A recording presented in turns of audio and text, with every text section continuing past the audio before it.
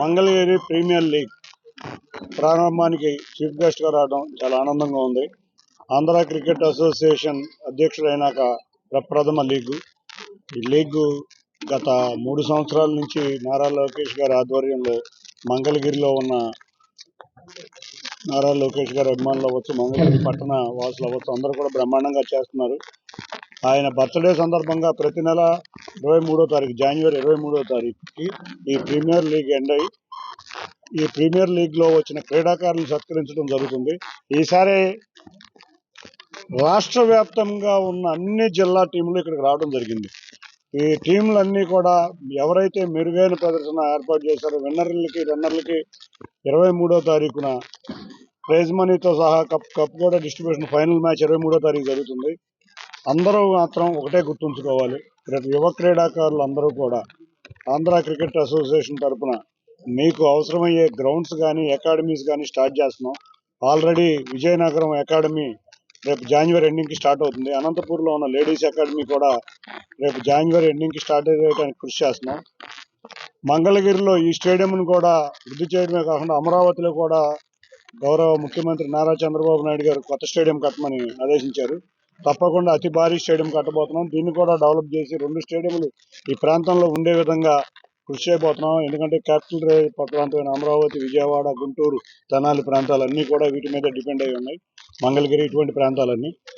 అన్నిటికన్నా ముఖ్యంగా వైజాగ్ ఇంటర్నేషనల్ స్టేడియంని 50 కోట్లతో ఆధునీకరణ పనులు మొదలైనవి. మార్చి కల్లా పూర్తయి ఐపీఎల్ మ్యాచ్లు వైజాగ్లో స్టేడియంలో జరిగే విధంగా కృషి చేస్తున్నాం.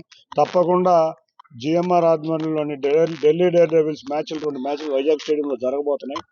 అన్నిటికన్నా ముఖ్యంగా యువ క్రీడాకారులు ఒక్కటే, మీరు కొంతమంది తప్పకుండా సెల్ఫ్ డిసిప్లిన్ అవసరం.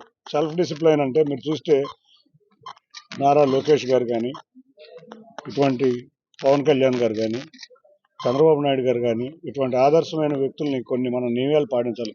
మీరు చూశారో లేదో, ఎంత ఎత్తున ఎదిగితే అంత ఒదిగి ఉండాలి. మీరు ఎంత పేరు వస్తే అంత ఒదిగి ఉండాలి. నారా లోకేష్ గారిని చూస్తే మీరు ఎంత నిర్మలంగా, ఎంత ఆహ్లాదకరంగా ఉంటారో. మొన్న మధ్య ఒక స్కూల్ ఫంక్షన్ బాపట్లలో చూస్తే నారా చంద్రబాబు నాయుడు గారు భోంచేసిన ప్లేట్ని వారు స్వయంగా తీసుకువెళ్ళడం అంటే ఎంత పెరిగితే అంత ఒదిగి ఉండాలి. ముఖ్యంగా క్రీడాకారులకు నేను చెప్పదలుచుకున్నాను. ఎందుకంటే మనం ఏదో స్టార్ ప్లేయర్లు అయిపోయాం అనేది ఉండకూడదు. ఎంత ఒదిగితే అంతమంది ఆదరణ లభిస్తుంది. అంతేకాకుండా ఏదో ఒక మ్యాచ్లో ఓడిపోయాం అని నిరుత్సాహపడద్దు, తక్కువ స్కోర్ చేశామని నిరుత్సాహపడద్దు. అది కూడా పెద్దలను చూసి నేర్చుకోవాల్సిన విషయమే. మంగళగిరిలో అపజయం పాలైన తర్వాత నారా లోకేష్ గారు గట్టి పట్టుదలతో కృషి చేసి ఎక్కడైతే ఓడారో అక్కడి నుంచే అత్యధిక మెజారిటీతో కలిసి అందరూ ఆదరాభిమానాలు పొందారు. కాబట్టి ఇటువంటి వ్యక్తులను చూసి నేను అనేది, మీరు ఎక్కడా కూడా సెల్ఫ్ డిసిప్లిన్ ఉండాలి, ఎక్కడా కూడా అధైర్యపడవద్దు. వీళ్ళందరినీ చూసి ఒక ఎగ్జాంపుల్ కింద మనం నేర్చుకోవాలి. తప్పకుండా మీకు ఎటువంటి సౌకర్యాలు కావాలని ఆంధ్ర క్రికెట్ అసోసియేషన్ తరఫున కృషి చేస్తామని తెలియజేసుకుంటూ, all the best for all the teams. మంగళగిరే కాదు, అన్ని టీములు గెలవాలని ఉంటుంది. కానీ మెరుగైన క్రీడా ప్రదర్శించాలి. అందరికీ నెక్స్ట్ ఇయర్ వచ్చేపాటికి ఈ స్టేడియం నిండే విధంగా మేము షార్ట్ టైంలో మాకు ప్రభుత్వం వచ్చే 5-6 నెలల్లోనే ఈ టోర్నమెంట్ వచ్చింది. నెక్స్ట్ టోర్నమెంట్ వచ్చేపాటికి మేము కూడా ఏపీఎల్ టోర్నమెంట్ పెట్టబోతున్నాం. దానికన్నా ముందే లోకేష్ గారు టోర్నమెంట్ పెట్టి మా ఏపీఎల్ని వెనకదోసి ఆయన ముందు తీసుకొచ్చారు.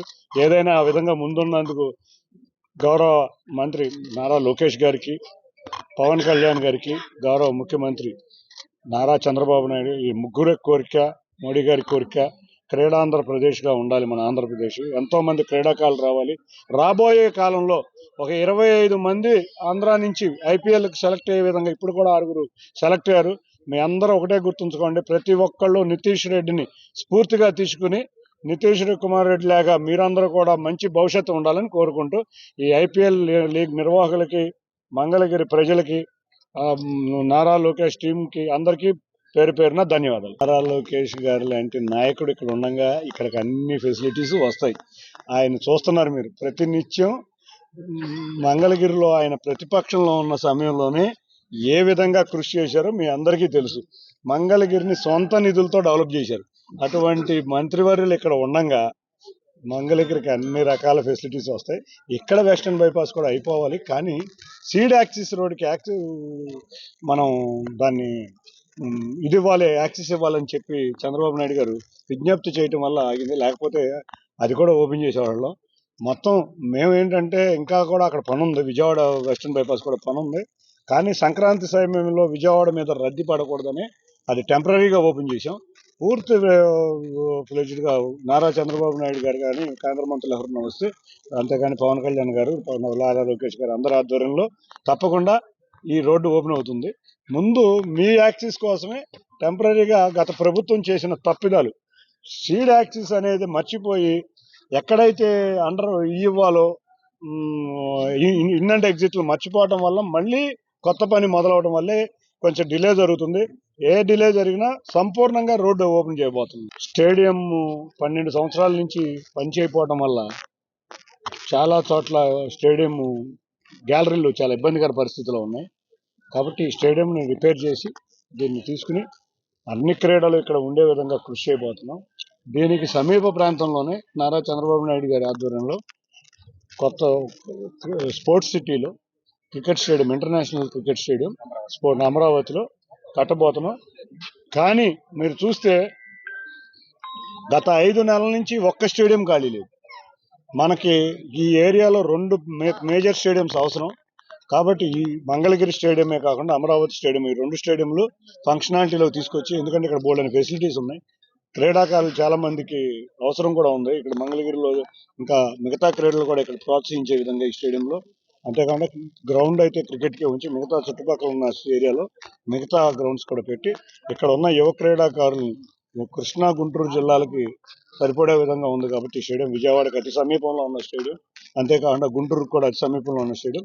ఈ స్టేడియంలో మిగతా కార్యక్రమాలన్నీ కూడా డెవలప్ చేసి 2 ఆప్షనల్ స్టేడియంస్, 2 స్టేడియంలు కూడా యూసేజ్లోకి తీసుకొస్తాం. ఆర్ఓబి ఆల్రెడీ నేను కానీ, నారా లోకేష్ గారు కానీ, పెమ్మసాని గారు కానీ అందరం ప్రతినిత్యం ఆర్ఓబి గురించి అడుగుతున్నాం. ఆర్ఓబీలు ముందు 2 లైన్ ఆర్ఓబి అన్నారు, ఇప్పుడు మనం 6 లైన్ ఆర్ఓబి అడిగాం. దానివల్ల డిలే. కాబట్టి 4 లైన్ అయితే ఆర్ఓబికి శాంక్షనింగ్ దగ్గరలో ఉంది. రైల్వే ఓవర్ బ్రిడ్జ్లు ఎక్కడైనా కూడా రైల్వే వారి సహకారంతో, రైల్వే వారి సొంత నిధులతోనే జరుగుతాయి. కాబట్టి మొన్న గౌరవ ముఖ్యమంత్రి నారా చంద్రబాబు నాయుడు గారు అశ్విని వైష్ణవ్ గారితో కలిసినప్పుడు మేము ఎంపీలు అందరం కూడా కలిసాం.